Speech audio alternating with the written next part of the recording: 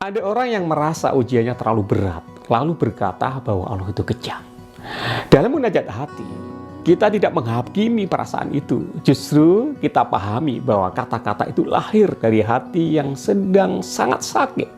Seperti anak kecil yang jatuh lalu menangis keras. Bukan berarti dia membenci ibunya. Bukan berarti dia membenci ibunya. Dia hanya sedang mengekspresikan luka.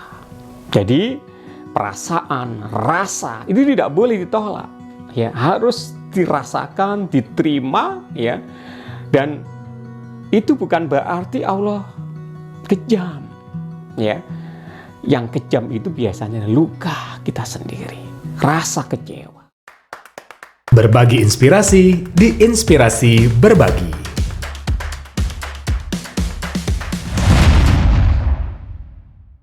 Assalamualaikum warahmatullahi wabarakatuh. Halo Sobat Inspirasi, ketemu lagi kita di Inspirasi Berbagi. Sobat Inspirasi, siapa sih yang gak pernah mengalami kesedihan, ujian, kehilangan, dan segala macamnya? Tapi bagaimana kita bisa melewatinya, menerima kenyataannya? Tentunya kita akan bertanya secara langsung oleh pakarnya. Kita akan jalan-jalan ke Gria Master SOP milik dari Coach Ali Mahdi. Beliau juga selaku founder dari Munajat Hati. Selengkapnya kita akan saksikan bersama-sama di Inspirasi Berbagi. Selamat menyaksikan. Assalamualaikum warahmatullahi wabarakatuh. Sahabat Inspirasi, perkenalkan saya Ali Mahdi, Master SOP Indonesia dan pendiri Munajat Hati. Munajat Hati adalah sebuah perjalanan batin untuk menemukan ketenangan dan kekuatan di setiap kejadian hidup. Ini bukan sekedar program biasa, tapi sebuah ruang untuk hati kita berdialog dengan Allah, meluapkan rasa, luka, bahkan syukur kita hingga pasrah dalam doa dan keheningan. Intinya adalah munajat hati itu adalah jalan pulang bagi jiwa yang lelah.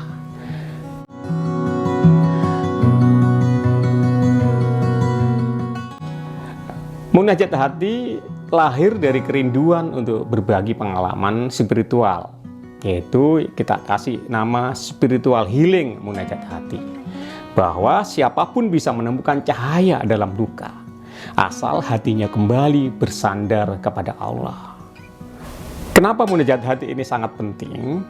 Karena kita hidup di zaman yang serba modern, serba cepat, ya, serba digital. Seringkali hati kita tertinggal, ya, terbebani dengan target-target, ya kan, goal-goal, stres. Bahkan di sana ada kecewa, bahkan ada luka yang belum selesai. Munajat hati memberi ruang untuk berhenti sejenak, mendengar suara hati, dan kembali kepada Allah dengan penuh ketulusan. Dari situlah lahir kekuatan baru, ketenangan, dan keberanian menghadapi hidup. Banyak program itu berbicara tentang kekuatan diri. Munajat hati justru mengajarkan kita untuk mengakui kelemahan diri, lalu menyerahkan kepada Allah. Disinilah letak perbedaannya. Bukan hanya healing mental, tapi juga spiritual. Menyentuh dimensi terdalam dari jiwa. Kita tidak dibiarkan berjalan sendiri, tapi dipeluk oleh Allah dengan doa, zikir, dan pasrah kepada Yang Maha Kuasa. Karena sejatinya manusia lemah, manusia tidak punya apa-apa. Ya, kita kuat, kita hebat karena adalah dari Allah semata. Praktek munajat hati sangat sederhana tapi mendalam. Kita diajak merenung, berdoa, bisa juga menulis, ya, ungkapan hati, menangis jika diperlukan, lalu menemukan kembali harapan di hadapan Allah. Ada penguatan harian juga, kemudian ada doa hingga refleksi. Semua diarahkan untuk menenangkan jiwa dan memperkuat hati agar tetap tegar dalam menghadapi ujian hidup. Siapa saja yang bisa mengikuti munajat hati? Siapapun. Tak harus orang yang sedang punya masalah besar. Bahkan mereka yang hidupnya terlihat baik-baik saja seringkali menyimpan luka diam-diam. Munajat hati adalah ruang aman untuk semua orang, baik yang sedang berjuang menyembuhkan luka maupun yang ingin menjaga ketenangan hatinya.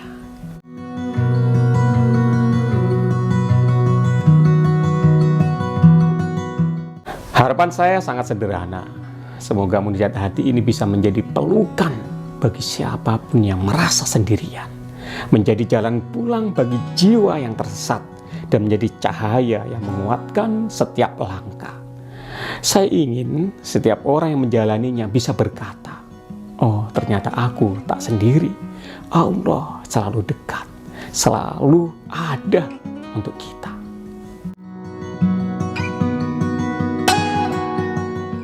Ada orang yang merasa ujiannya terlalu berat, lalu berkata bahwa Allah itu kejam.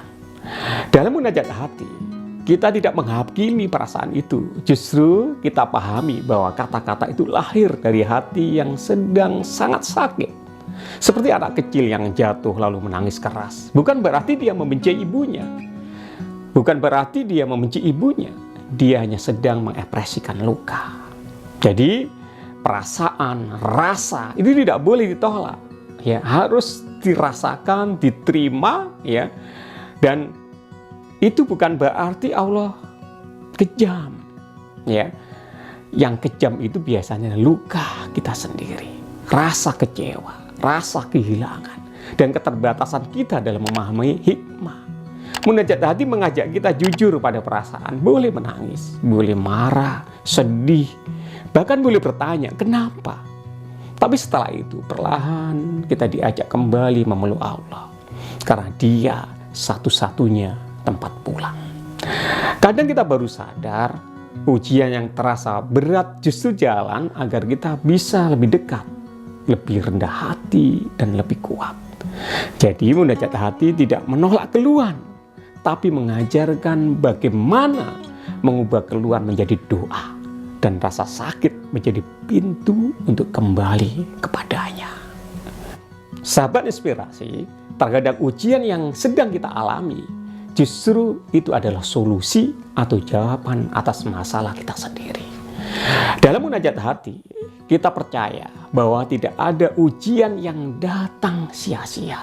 Justru seringkali ujian itu adalah cara Allah menjawab doa-doa kita, meski wujudnya tidak seperti yang kita harapkan. Misalnya, ada seorang yang berdoa minta kesabaran. Tiba-tiba ia diuji dengan orang yang menyakitinya. Sekilas tampak menyiksa, padahal sebenarnya itulah kelas latihan yang didatangkan dari Allah untuk mengajarkan kesabaran yang ia minta. Bukankah ini adalah solusi atau jawaban atas doa kita ketika kita minta kesabaran? Ada contoh lain, seorang hamba berdoa, minta rezeki yang berkah. Lalu Allah justru mengambil pekerjaannya, atau dia di PHK, atau mungkin bisnisnya dihancurkan oleh Allah SWT. Awalnya terasa pahit, tapi akhirnya ia menemukan jalan usaha baru yang lebih halal, lebih menenangkan, dan rezekinya lebih berkah. Rupanya ternyata rezekinya yang dahulu dia dapatkan dari pekerjaan yang sebelumnya adalah dari pekerjaan yang tidak baik atau tidak halal, sehingga Allah mengabulkan doanya, ya, dengan menghancurkan pekerjaan tersebut dan diganti dengan rezeki dengan pekerjaan yang lebih halal. Jadi dalam pandangan munajat hati, ujian bukan tanda Allah membenci kita, tapi bisa jadi itulah jawaban atas doa-doa yang dulu pernah kita panjatkan. Jawabannya mungkin tidak kita pahami sekarang, tapi akan terasa indah di kemudian hari. Ada juga yang diuji dengan kehilangan. Misal, seorang ibu pernah berdoa agar anaknya tumbuh menjadi anak yang kuat dan dekat dengan Allah. Tapi Allah menakdirkan anaknya sakit keras. Dalam tangis dan doa tanpa henti, sang ibu justru menemukan kekuatan luar biasa, menjadi lebih sabar, dan hubungannya dengan Allah semakin erat. Jadi ternyata sakit itu adalah jawaban agar doa sang ibu terkabul, anaknya tumbuh kuat, bukan hanya secara fisik, tapi juga iman. Ada juga misalnya seseorang diuji dengan kehancuran rumah tangga. Ada yang berdoa minta kebahagiaan dalam rumah tangga, namun yang terjadi justru perceraian. Awalnya ia merasa Allah kejam, tapi setelah melalui masa sulit itu, ia belajar memaafkan, menemukan kedamaian dalam kesendirian, dan akhirnya bertemu pasangan baru yang lebih bisa membimbingnya dalam iman.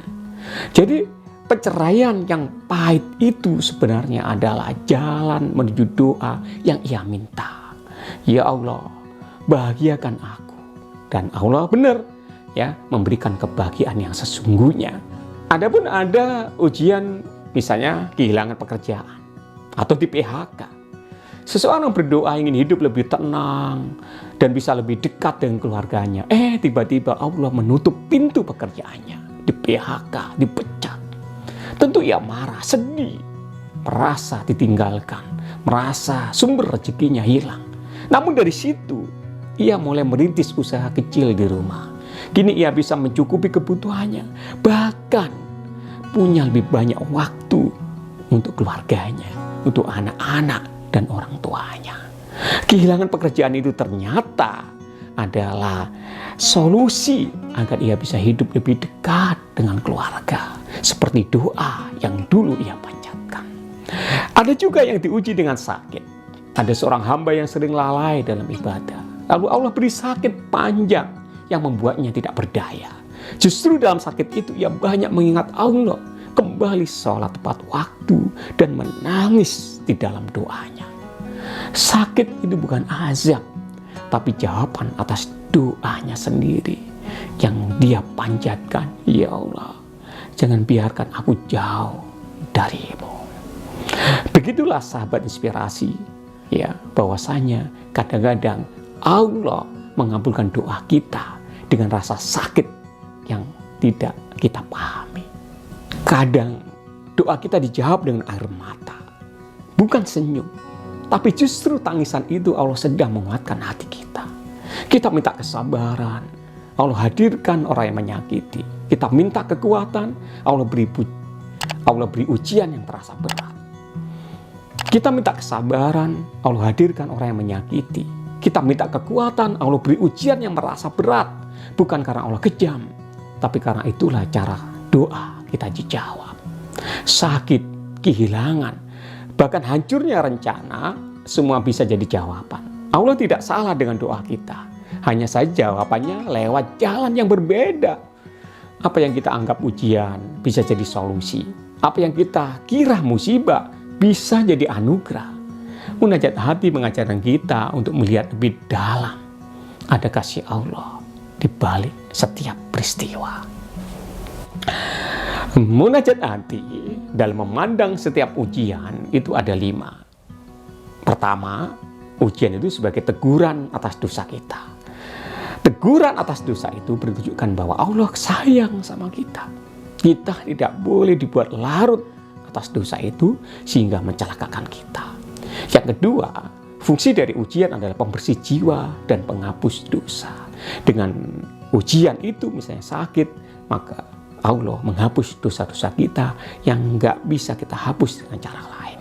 Yang ketiga, fungsi ujian itu bisa berarti latihan untuk naik kelas. Dengan diuji itu, untuk kita naik level derajat kita. Maka jika Allah berikan ujian kepada kita, itu bukan berarti Allah benci sama kita. Jadi jika Allah berikan ujian kepada kita, itu bukan berarti Allah benci kepada kita, tapi Allah menjadikan kita untuk bisa melalui ujian itu sehingga kita naik level atau naik kelas. Kemudian keempat ada bentuk jawaban doa kita. Bahwa kadang-kadang ujian itu adalah jawaban atas doa-doa yang kita panjatkan. Yang kelima adalah penguat ikatan kita dengan Allah. Kadang kita lalai, kadang kita lupa ketika kita dalam keadaan senang, kita keadaan gembira. Tapi dengan ujian justru akan mendekatkan kita dengan Allah, menguatkan ikatan kita dengan Allah. Bukankah kita sering lebih khusyuk dalam bermunajat kepada Allah ketika kita mempunyai masalah? Dan yang keenam adalah sarana dakwah bagi orang lain. Dengan ujian yang ditimpa oleh kita, dengan ujian yang kita terima, justru akan menguatkan kita. Dan hati yang kuat, yang teguh akan menjadi contoh teladan bagi orang lain, ya, untuk kita bersama-sama bahwa semua kejadian atas izin Allah, dan disitulah kemudian Allah memberikan kebaikan yang mungkin saat ini belum kita rasakan. Maka Dengan sarana ini kita bisa mengajak ya semua orang untuk lebih melihat prasangka yang lebih baik terhadap segala ujian yang diberikan kepada Allah, bahwa semuanya adalah untuk kebaikan kita. Ada sikap yang mengindikasikan bahwa kita berlapang dada atau sempit dada. Misal, saat kita kehilangan pekerjaan, indikator kita berlapang dada adalah kita bisa mengatakan, mungkin ini jalan Allah agar aku menemukan rezeki yang lebih berkah. Aku ikhtiar lagi sambil yakin Allah sudah menyiapkan yang lebih baik. Sedangkan hati yang sempit dada, jiwa yang tidak berlapang dada, itu biasanya mengatakan begini, kenapa hidupku selalu sial? Allah tidak adil. Semua orang memusuhi saya, menjatuhkan saya. Itu adalah bedanya orang yang berlapang dada atau tidak saat kehilangan pekerjaan atau saat difitnah orang. Orang yang berlapang dada itu akan mengatakan, aku tidak bisa mengendalikan mulut orang, tapi aku bisa menjaga sikap. Semoga fitnah ini menjadi penghapus dosa untukku. Berbeda dengan orang yang sempit dada, dia akan mengatakan, aku harus balas dendam. Aku tidak akan tenang sebelum nama mereka hancur.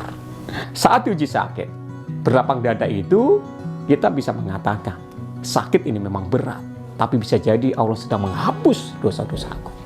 Aku jalani dengan sabar, aku terima sambil berdoa agar diberi kesembuhan. Tapi kalau hati kita sakit, hati kita sempit dada, tapi kalau kita sempit dada, kita akan berkata, kenapa Allah uji aku dengan sakit? Padahal aku sudah beribadah, padahal aku sudah bersedekah, padahal aku sudah berbuat baik, tapi kok tetap begini? Itu sahabat inspirasi. Dan saat kehilangan orang tercinta misalnya, hati yang berlapang dada itu akan mengatakan, aku rindu, tapi aku percaya Allah lebih sayang padanya. Semoga aku diberi kekuatan untuk melanjutkan hidup ini dan kelak dipertemukan kembali di surganya. Bukan malah sebaliknya, mengatakan hidupku hancur, tidak ada gunanya lagi. Allah kejam karena mengambilnya dariku. Misalnya kalau rencana kita gagal, hati yang berlapang dada itu akan mengatakan, ternyata ini belum jalannya. Mungkin Allah ingin aku belajar lebih sabar, atau Allah sudah menyiapkan pintu yang lebih tepat. Aku coba lagi dan coba lagi dengan cara lain.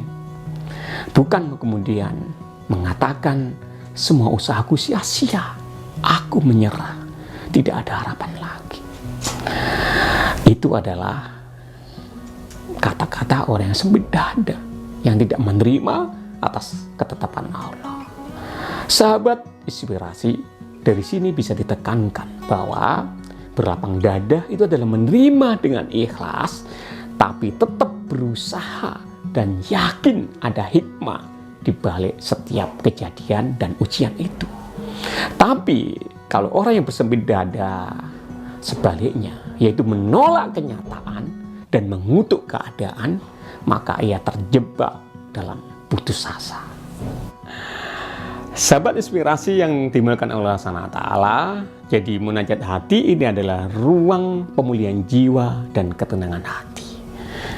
Ya, bagaimana caranya agar kita bisa menemukan ketenangan hati dan jiwa-jiwa yang luka menjadi kembali bersih ya dan damai? Caranya adalah kita menerima setiap kejadian, setiap ketetapan Allah kita terima, kita sadari. Rasakan apa yang dalam hati kita. Kalau sakit jangan ditolak. Rasakan bahwa itu sakit. Saya kecewa. Saya sedih. Terima dengan ikhlas. Jangan ditolak. Kemudian sadari bahwa semua kejadian itu adalah diizinkan oleh Allah. Bahwa semua itu atas izin Allah. Setiap kejadian yang menimpa kita, buruk maupun baik, adalah datanya dari Allah. Karena kalau Allah tidak mengizinkan, itu tidak akan terjadi.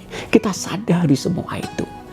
Sakit ya yang memilukan, ya luka yang menghancurkan, itu semua atas izin Allah.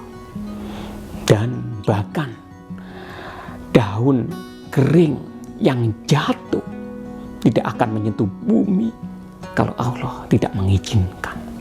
Jadi sahabat inspirasi, kita yakin dan percaya bahwa setiap kejadian itu adalah atas izin Allah. Dan apapun yang diizinkan Allah itu pasti baik bagi hambanya. Karena Allah pasti akan menyiapkan sesuatu yang lebih baik. Mungkin hari ini kita nggak paham. Mungkin hari ini kita belum tahu apa makna di balik setiap ujian itu. Tapi yakinlah Allah akan mempersiapkan hal yang lebih baik untuk kita. Karena setiap ujian itu adalah tanda cinta dari Allah untuk memeluk kita. Untuk apa? Supaya kita kembali pulang kepada Allah dengan hati yang lebih bersih, lebih tenang, dan lebih damai. Tentu, sahabat inspirasi, semua itu perlu latihan. Perlu kita asah hati kita. Perlu kita latih diri kita agar bisa menemukan kedamaian sejati. Jadi sahabat inspirasi, jika kalian saat ini mengalami kesedihan, mendapatkan ujian atau luka yang bahkan menghancurkan hidup kalian, maka jangan khawatir. Ya, ketika kita menerima ujian, kekecewaan, dan kesedihan, itu sejatinya adalah pertanda Allah kangen sama kita. Allah ingin kita kembali kepada Allah. Allah ingin kita ingat sama Allah. Karena seringkali Allah ingin menunjukkan cahayanya dengan mematikan cahaya yang lain. Bisa jadi yang dimatikan adalah cahaya bisnis kita, pekerjaan kita, rumah tangga kita. Untuk apa? Agar kita kembali kepada Allah. Maka kita harus berprasangka baik bahwa setiap ujian adalah tanda cintanya yang diberikan kita oleh Allah SWT. Demikian, mudah-mudahan bermanfaat. Saya Ali Mahdi. Assalamualaikum warahmatullahi wabarakatuh. Sobat inspirasi, dari Coach Ali Mahdi kita bisa belajar banyak ya, bahwa ternyata di setiap ujian pasti ada hikmahnya. Allah itu sayang sama kita, bukan malah membenci. Dan tentunya ini butuh latihan. Tidak semua orang bisa menerima kenyataan yang ada, tidak semua orang langsung bisa ikhlas. Ada hal-hal yang mungkin harus dirasakan terlebih dahulu. Tidak ditolak, diterima. Dan tentunya semoga apa yang disampaikan oleh Coach Ali Mahdi bisa kita aplikasikan di kehidupan kita. Menerima dengan lapang dada, membuat hati kita lebih tenang, dan sehingga kita bisa mencintai Allah dan dicintai Allah tentunya, ya.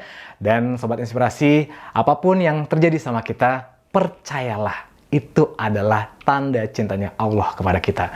Jangan lupa untuk subscribe, like, comment, share dari channel kesayangan kita, Inspirasi Berbagi. Ketemu lagi kita di episode berikutnya. Saya Om Andrea diundur pamit. Wassalamualaikum warahmatullahi wabarakatuh. Sampai jumpa. Berbagi inspirasi di Inspirasi Berbagi.